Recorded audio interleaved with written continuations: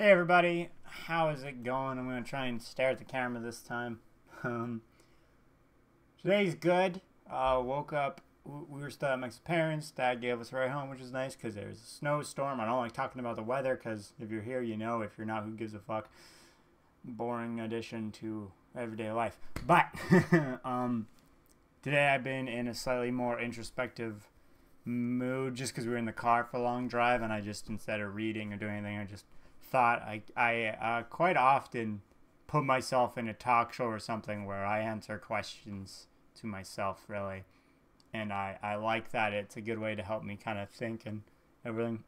And I was thinking of, within the conversation in my head, I was talking about brainwashing of the gender brainwashing for one, but just all brainwashing, meaning like the conditioning that we get in society. And I was wondering when it started, because I was thinking of generally, one of the points I made in my head was basically I would like to beat my brainwashing to the point where I could wear a dress, because wearing a dress within history is not weird for a man. If you go back, my grandfather, when young boys, 80 years ago, during the Depression too, you would just wear whatever you could, so you'd wear dresses, like little kids would wear dresses. So, and then way back when, just the French garb and everything, the frills and everything, and then all the way back to togas and stuff. So it's not, and robes is not. So the dress is important. It's just, and we created clothes. So there's nothing intricately female about it. It's just that, right? So to beat the brainwashing and the stereotypes, to be able to be comfortable in a dress or a skirt, because there's no difference. Like Scottish people wear kilts, and there is no difference between a kilt and a skirt besides like the plait and the meaning. But at the same time, it's just open cloth. So there shouldn't be any reason why I can't wear that and like not give a shit. And then, so what I mean, going back into it though, is my grandfather at a very young age had to wear a dress. And I thought that was very interesting. So how young does it start for us where gender starts to matter? Because we think, oh, it doesn't matter for kids. But that's not true, because we have the toy aisle, especially 90s kids. It was like blue and pink, blue one side, pink the other, like guy toys, girl toys. So it was already the separation. And I thought it was really interesting because I've always very innately been attracted to women and females. Not like little, at the time when I was little, I was attracted to women or girls my own age in just a natural, it wouldn't be sexual at the time, but it was definitely very intriguing, right? Because I think you'd have that innate, you don't know what's going on with them because dudes have their own thing, girls have their thing. But at the time, when you go to school and everything, and it was like that, ew, cooties and girls are gross, and at my school, girls would chase you, and not me, because I don't, and that's another thing, realizing I was a weird kid, somehow. Like, all kids are fucking stupid or whatever, but I'm realizing, because, like, the girls would chase boys, I barely ever got chased, and if I did, I would still run, even though I wanted to get caught, which I think most dudes did. I had a friend, Adam Peru, and I'm name dropping him because I want him, if he ever hears this, I want him to know. I knew he was happening, a girl was chasing him, and he was pretending to run, and he kept falling down. And I'd be like, wow, he's really bad at running. I was like, oh, he just wants to get caught. But I think that's really interesting, because the thing I wanted was to be caught, or for girls to pay attention to me, but you would run, you'd be like, ew, gross, girls. And then I'm like, who taught that? Is that innate?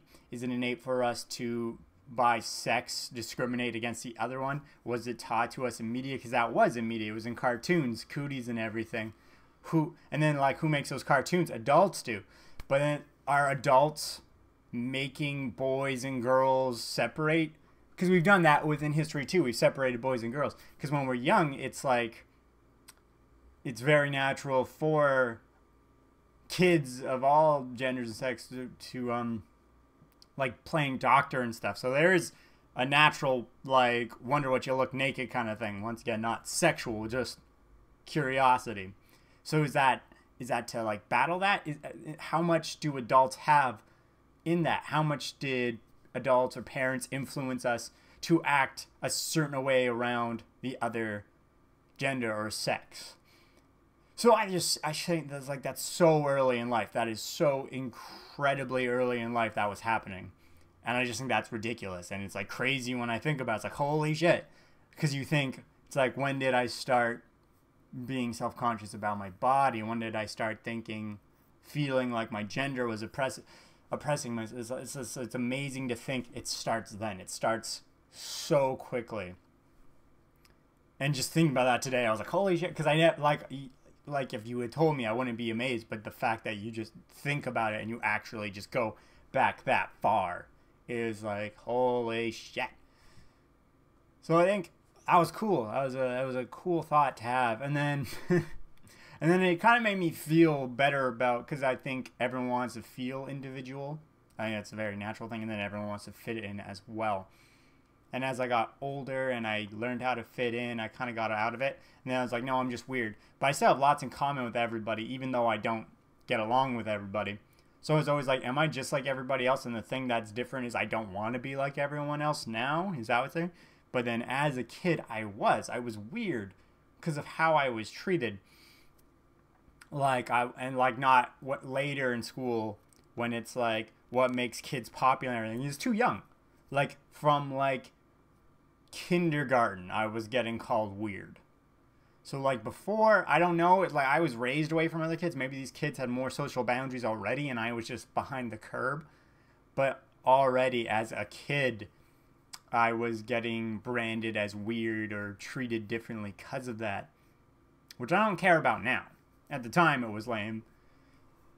But it's just really interesting to have been weird from a young age. Like, what signifies that? What makes you an outcast? What makes you an outlier? And then thinking within the gender boundaries.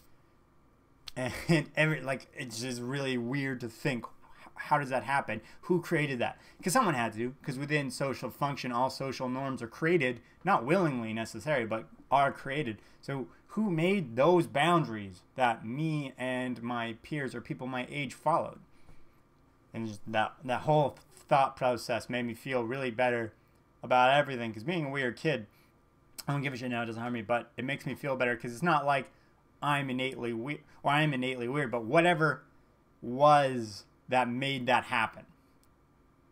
So it's just kind of, I don't know, makes me feel good, like I never fit in the system. I'm a special snowflake. I don't fucking know. A little self-indulgent moment for me where I'm just like, yeah, you know what? I never fit in. Bitch, originality, kind of. I don't know. I still don't understand it. I don't get the whole thing. But yeah, another thing, I do want to be able to, I don't like the dresses, I want like a badass dress, so, you know, like a fight and battle dress, kind of. Or just a skirt. I don't like one pieces, so if I could get like a cool thing, and then like even like kind of tight shorts or something, and then like a longer kind of black flowy thing. I don't know. If you watch anime, you get it. You probably get it, but still, I think that is cool. Yeah, that's something I thought about today. It was cool. It was a cool thing to think about. And thanks, guys. That's it for my vlog today. Bye.